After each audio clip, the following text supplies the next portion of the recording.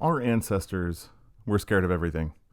One reason they survived is by being hyper alert, by always watching their surroundings and trying very hard to stay alive without the natural weaponry that many other animals were sporting. And part of this evolutionary heritage that is passed down to us is something which was discovered by Pavlov in the 1930s called the orienting response.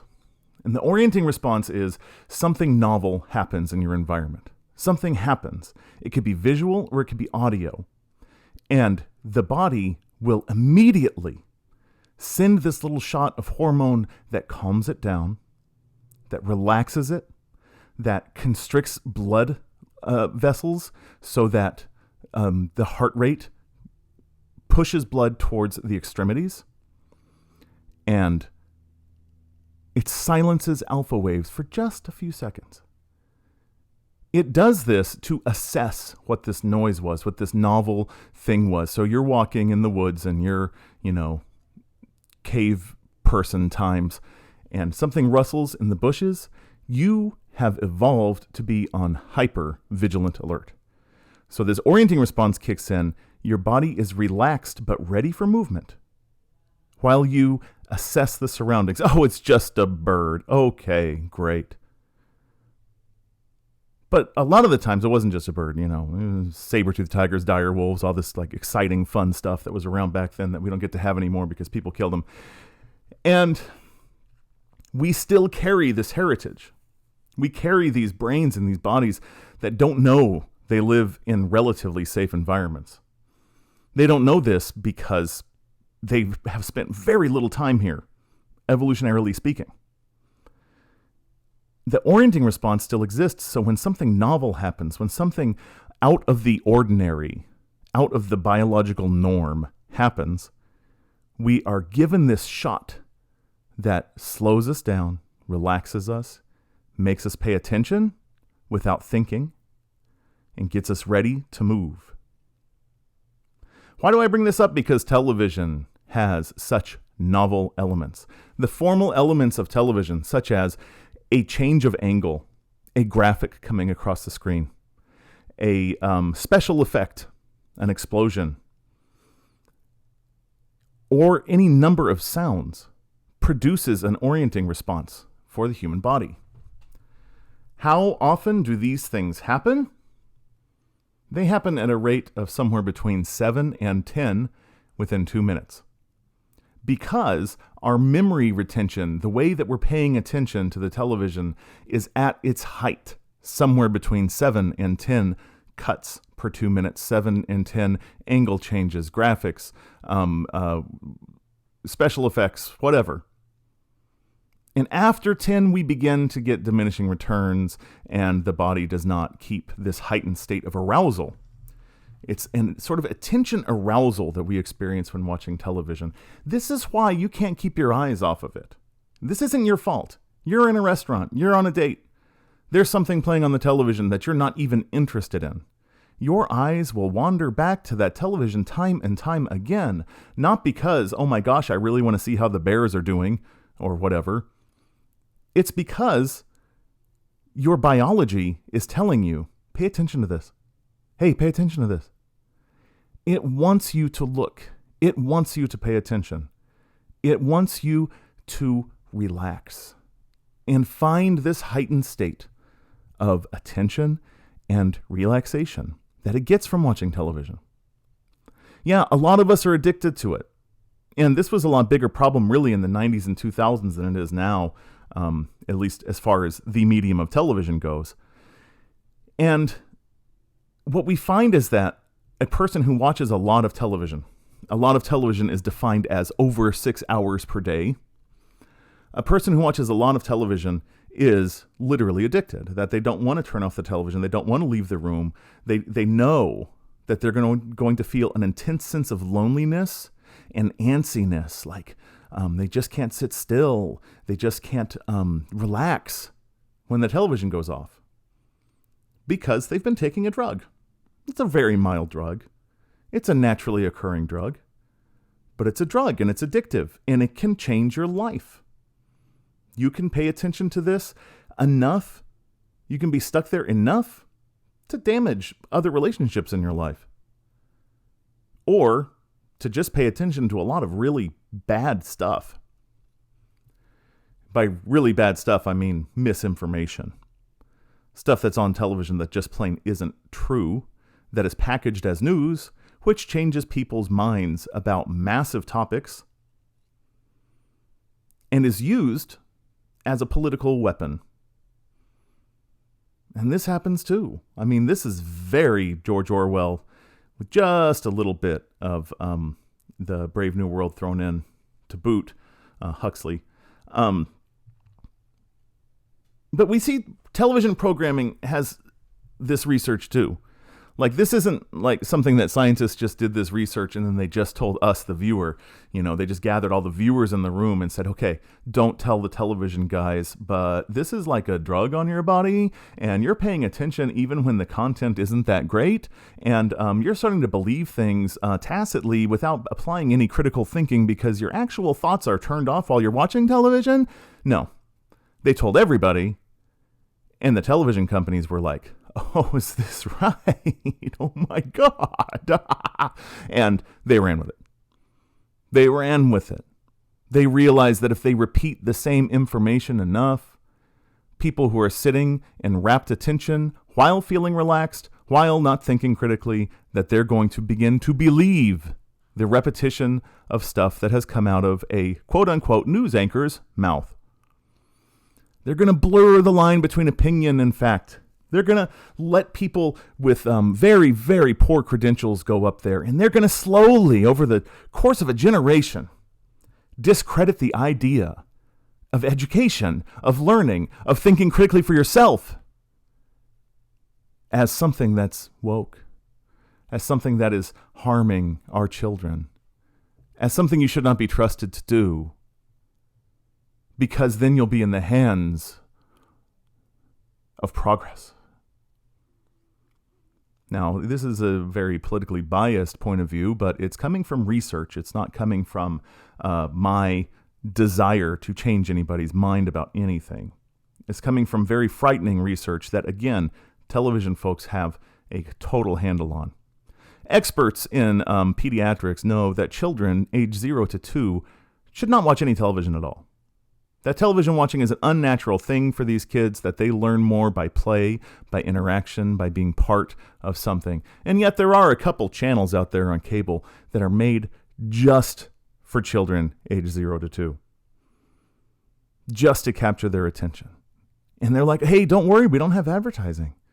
Don't worry, there's no commercials. Nobody's being fooled. It's educational. Look, we're going to play Mozart. Hear the little music box playing Mozart? Yeah, your kid's smart now. Yeah, you're doing it. You're a good father. But they're being trained to pay more attention to television. This is the payoff. Creating this great cradle-to-grave conditioning for somebody. A great example is Dora the Explorer. Dora the Explorer was massively popular in her time.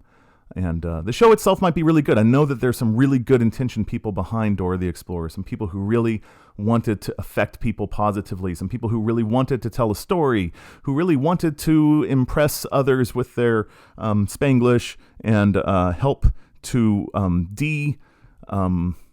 colonize the children's television programming. And hats off to them. It's great. I mean it. That's like there are some really good intentions behind this. And they hired the most psychologists that have ever worked on a show before, the most consultants, the most educational experts that have ever worked on a show, to design Dora to something that captures the attention of a child the way a flower captures a bee. To just mesmerize the child. Dora stares at you. Dora stares through you. Dora does not blink. And she blinks in an amount of times that is negligible. But Dora's always making eye contact. And they know that children are born with the ability and desire to make eye contact, to feel looked at, and to feel like that's somebody who's giving them the importance that they need for survival. And then her voice, she yells everything. She screams everything at this one particular pitch. And it's not because they did auditions and they said, we need the person with the cutest Dora voice in here. We need somebody who really sounds adorable to be Dora the Explorer. No. They found the frequency at which children pay the most attention to a faux scream. And they got her to talk in that pitch at comfortable cadences. So Dora, like your kid's watching Dora, or you're watching Dora if you were the kid, not because they like it. They might even think they like it. They may have this impression like, oh man, I like Dora. This is great. Good part of my day. But Dora's just a device for gathering your attention. Just a device to train you to look at the television. And listen, parents are overwhelmed. Parents have so much going on. They know that when back-to-back Dora episodes come on after lunch or whatever, it's a good time to sit the kid down in their bouncer and to do the dishes, make that phone call, pay some bills, shut your eyes on the chair, whatever. I feel for them. I understand. Like, we're looking for that little bit of alone time. I used to play this game with my kids called Sleeping Bears, where I was like, hey, we should pretend like we're bears who sleep, just so I could close my eyes for a few seconds and we pretend like we were sleeping bears, and then one of them would wake everybody up. And I was always like, no, don't, because I would literally nod off in the 1 to 5 seconds that they let me sleep like a bear. No joke. I get it. The overwhelm is real. The lack of time and lack of privacy is real. I understand the impulse to let Dora capture the attention for an amount of time so that you can have an hour. I get it. The problem is, again, Dora gets this too. This is not a tool that is just so entertaining that you can't look away. This is a tool that is just so captivating you can't look away. And it helps to train your body to pay this kind of rapt attention to the television at all times. And Dora didn't have advertising. No commercials during Dora. That's great, right? We're all for that. Because research showed in the early 80s that any advertisement to a child 7 or younger, they couldn't tell the difference between the advertisement and the show. They couldn't tell the difference between a fact and a fantasy within the advertisement, and that they trusted everything that they heard. Great research that made it where you were not allowed to advertise to children under 7. Only the advertisers heard this too, and they lobbied Congress, and now the number one market share is children under 7. Okay, so there's no commercials during Dora because, they know that we know that they know that we know. And so what instead is Dora is just a commercial for herself. She's on everything. Man, one time I went through a Walmart in the height of Dora craze, and I decided I was going to count how many times I saw Dora's face. 86 times. I saw Dora's face on lunchboxes, on backpacks, on shirts, on bikes, on bananas. They had stickers of Dora on bananas. Every time your kid being pushed around in the stroller sees that Dora staring back at them, they reach for it. They want it. I saw Dora on a mud flap. Ridiculous. Imagine having mud flaps with Dora on it. That wasn't the idea. The idea was to get the kid to be playing, treasure hunt in the Walmart, looking for Doras. Now, there's no research to suggest that we should not watch television at all. There's no research to suggest that television is just a manipulative tool, just a malicious device. But there is a lot in television that we should be paying more attention to. We talked a little bit about the power of storytelling within the human race, how the power of storytelling tells us a little bit about what to expect from our futures, a little bit about what our entire society expects from us, about what behavior is acceptable, about what our roles are going to be. All of our social constructs really are fine-tuned through the act of storytelling. We're made to be this way. We're made to pay attention to these things. Storytelling was the way in which a child was brought into adulthood and brought into their gender and brought into their role and brought into the culture. And in the second half of the 20th century, we saw so many stories being told along the same lines, the same format, the same formula that was fine-tuned for the American audience. And it was called the sitcom. Initially, the first and most popular television shows on TV were westerns, and it quickly changed to the sitcom with some really quality shows coming out, like The Honeymooners and I Love Lucy, Andy Griffith, etc. Good shows, lots of fun, hilarious. The problem is every show was a sitcom for a really long time. And the sitcom is a 30-minute show where a group of characters that you ostensibly care about gets into a situation and finds their way out of it. And this is a story. It has a beginning, it has a middle, it has an end, there are laughs along the way, and at the end, we all enjoy a lesson, because the lesson at the end of a story lets us know the story is wrapping up, lets us know that there was a point to what just happened and what we just saw. And that's been forever. That's always been a thing. Go look at Aesop's fables or Just So stories. They end with a lesson. How things are. Why things are how they are. That's the lesson in every story.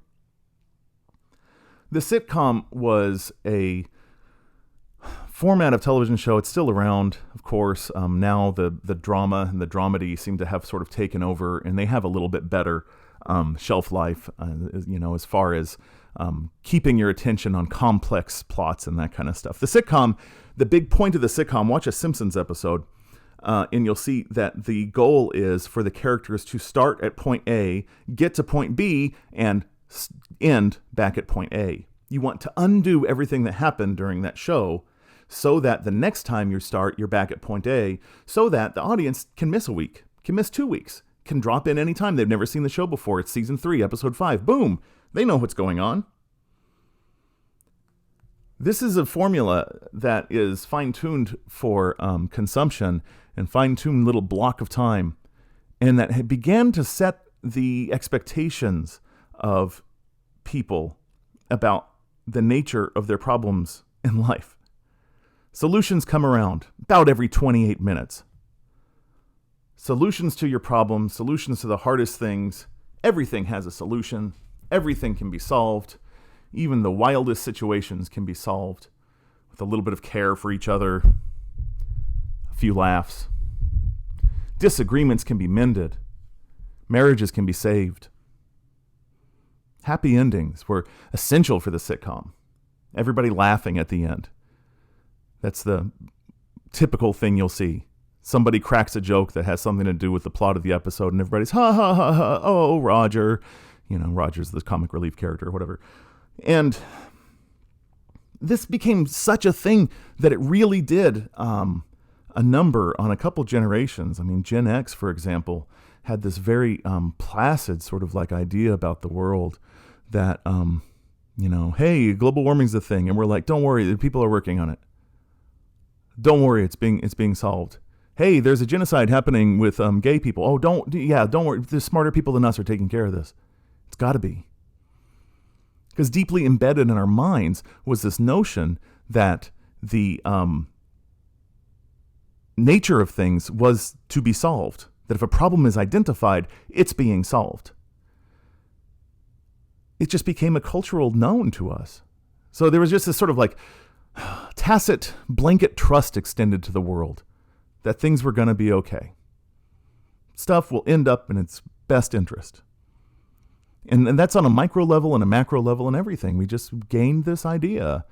Oh, we'll work hard, we'll do our thing, and in the end, we'll have everything we need. It hasn't worked out super well for us. But the main thing is that we watched so much television a week. So much. Watched so many sitcoms. Just dosing this stuff like crazy. So much. That in any given weekend, if you had taken the man hours spent watching television in any given weekend and put them to work, you could have made a Wikipedia and a half every weekend. You could have created a synthesis of human knowledge every weekend or every week just during the commercials. This became a cognitive heat sink. You realize this, that we had extra time. We had houses that were ownable in the second half of the 20th century. We had the closest gap between rich and poor that we've had in a long time in the second half of the 20th century. And all of this was masked in such a way that no progress was made for the regular guy because the sitcom was there, and the sitcom was keeping us company, and the sitcom was taking away our time. We had to do something with the time. We didn't know what to do. This isn't anything new. The same thing happened back during the Industrial Revolution. The Industrial Revolution, you had people moving from the country to the cities. The cities are close together and filthy, and there's all this stuff going on and noise and everything.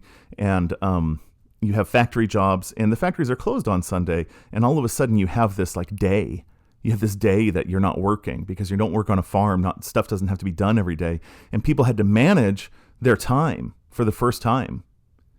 They had to manage their time, and I mean, like this was new. What do you do with this time? And if you're like a socially minded person, you're like, I've got it. You could build public transportation. You could make libraries, public health policies. Yeah, that would have been nice. And of course, some of those things came along depending on the city, depending on the culture. And yeah, libraries were great, but they didn't come along for a long time during the Industrial Revolution. We did not go, there are so many advantages to having all of these people living so close together. Let's make a framework through which these people can thrive. That wasn't the first thought.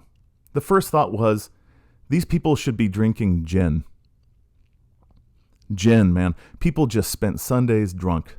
Morning to night, they spent them drunk. Got off work and they got drunk. There were push carts selling gin in the streets. You could always buy gin at lunch hour. If you had a lunch hour, post-union, And this absorbed a lot of the cognitive surplus that was going on during the Industrial Revolution. A lot of the cognitive surplus that could have come up with some great new ways to utilize the thoughts and abilities of thousands of people living in close proximity together to make a framework that is sustainable, that's thriving, that's enjoyable. Instead, they spent most of it drunk, most of the time. And later on, there was some gains. There was some stuff going on that, like I said, libraries, big one for me. Of course, today, thanks to television and a certain brand of information that is faulty, we have libraries being destroyed coast to coast, and that's great. But what the gin was for the Industrial Revolution, the sitcom was for the second half of the 20th century, for post-war America. It was the thing that absorbed all of this extra cognition. People didn't know what to do with themselves if they weren't watching television. Your power would go out, and every 5 minutes you go, oh, I know, turn on the TV. Oh, yeah. Oh, wait, I'll turn on the show. Oh, no, yeah, that's right. I'm telling you, there was no idea what you could do. Despite the fact that, we existed forever without television. We existed for a really long time without it. But once it got in place, once it gave us this sort of relaxing way to take a load off at the end of the day, something like drinking at the end of the day because of the way your body relaxes, it absorbed all of that time, all of that energy, all of that restlessness. Instead of putting it to work, instead of making something out of it, instead of building something out of it that we could be proud of. No, I don't know, a political movement. We watched television, and the television told us over and over and over again. By the time you were 13 years old, you had watched over 10,000 stories where the characters get into a mess, get themselves out of the mess, and learn a lesson at the end, and everybody's laughing. 10,000 times. Never, never, never in cave person ages did you sit and listen to your grandma tell 10,000 stories. Never did you sit and listen to all of these guidelines for your expectations. 10,000 times. And suddenly you just pumping them out. We watched crappy shows. We watched by the clock. We did not watch by the show. We did not pick what we were watching. The channels just knew we were going to turn on the TV at this time. We were going to turn it on at that time. And you just watched whatever was on. Ate it up. It just had to be not annoying enough to change the channel. We talked a little bit about some of the positive things that have come out of it, and there are positive things because, again, people care, and people are trying to do their best within the framework of capitalism. They have to survive, but they also want to help people, and sometimes that works out. And they also want to survive, and they want to promote, an oligarchy, and that works out too. A little bit better. So now we're in this age with the computer thing and streaming television services and advertising. It's still here and it's creeping around everywhere. It's not the same animal that it was back then, but we feel like we're a little bit of participants within the framework of the world that we inhabit in a computer. Although these days it feels like there's 3 or 4 websites, and they all just show us what the other website already had. And we see more and more advertising there, and our television streaming services, it's great to get to pick the show that you want to watch, and now you can sit and for 6 hours, instead of just watching lots of different shows and game shows and crappy news, you can watch Breaking Bad for 6 hours, and that's not a bad way to spend your day. But we still have this problem of all of this soaking up our time, and social media making us feel productive, making us feel like we're part of the game, making us feel like we're part of the story. People liking your stuff and people reposting your stuff and responding to it. And then, on a smaller scale, my aunt liked this picture of my dog, and, that kind of thing. Makes us feel like participants without ever giving us the controls to the society that we live in, without ever letting us hold on to the decision-making tools of the society. Even within the framework of voting, you only get to vote on the things that very powerful people have approved for voting on. And even then, you can vote in people who then vote on things that you didn't realize they would be voting on, that can go completely against your will because you just didn't know. So we never really have that control. We are exhausted all the time with our 40-hour-week jobs and our gig job on the side, trying to keep some sort of positive hobby going while taking care of our family members, while dealing with childcare, while dealing with all these other things. And all the while having this feeling that, it's just the right purchase will make me happier. It's a heat sink. It absorbs all of this extra cognition that we have. It takes it, puts it to work for other people. So you don't have to sit and think your way out of this. They're going to absorb up those thoughts by exhausting you out and having you watch. And listen, I understand that this sounds a little really, again, cynical, tinfoil hat type stuff. But it's amazing how resistant to change people are. And it's amazing how powerful the whole cognitive dissonance thing is in our world, where we don't want to change the way we've been doing things. We know the 4-hour work week is better. There's all sorts of data to show it's better for the company, even better for the rich people. But there's resistance to changing this because it goes against the cultural narrative, and because eventually having 3 days off, if you could have 3 days off and not have a gig job on the side, it allows for more time to rest and less time to be exhausted, and that leads to less purchasing. The more time off you have, the less stuff you buy. Kind of sad. So television created this role for itself of a myth maker. Myths were the way that we understood how our world works and how we are supposed to work through problems and how we are expected to behave within the context of each other. And television said, sit down everybody, I'm the myth maker now. And it made the myths. And it designed a world where we are used to sitting down and doing nothing but less than nothing for long periods of time. So we are not burdened with feeling lonely. We are not burdened with feeling unproductive. People watching television never feel unproductive. They don't feel much of anything.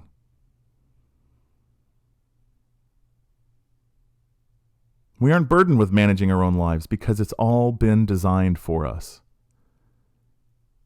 And we aren't burdened with managing the way the world works. We feel like it's going to be okay. It's being taken care of because the myths we've been told push that time and time and time again. And to some degree, this felt necessary during the Cold War to keep this notion of superiority and exceptionalism because the Cold War absolutely had to be won for our side, et cetera, et cetera. And the more that we've let go of that intense nationalism, some of us, the more we should be recognizing that rather than being exceptional, we have a lot of stuff we can work on. And if we had the extra time to work on it, we had the ways to make our communities grow, and we were trusted with that, we're smart people. We made Wikipedia. We could make a Wikipedia and a half every weekend with how much television we watch. We can make other things too. There's no shortage of ideas. There's no shortage of people creating productive ways to better manage things. There's no shortage of research that shows that universal health care would save everybody money. But to some extent, the misery is the point. Because along with the misery, you are held captive by a job, always willing to work more, because you can't let go of that insurance. And we're told that all of this is okay because it's all being masked by how much time we're sitting and doing nothing. Okay. So we took a really cynical dive here, I know, and I'm feeling that way today. And I know that we haven't even talked as much as I'd like to about a lot of things. But I do want to wrap up next week, and I do want us to try to end on something positive. Something positive that can come out of the world of popular culture. Again, popular culture is something that's made for us to consume. It's not created cooperatively between people. And that's why I'm so cynical. That's what I want you to try to grab onto here. I'm not against a great television show. I'm not against great storytelling. I'm against rote storytelling for the purpose of gathering people together and selling their attention to the top bidder. I'm against gathering people together and selling their attention to political leaders and political ideologies. And that's fair. I get to be against that. I get to be against that. I'm educated enough to be against that. There's no reason that we should be defending it.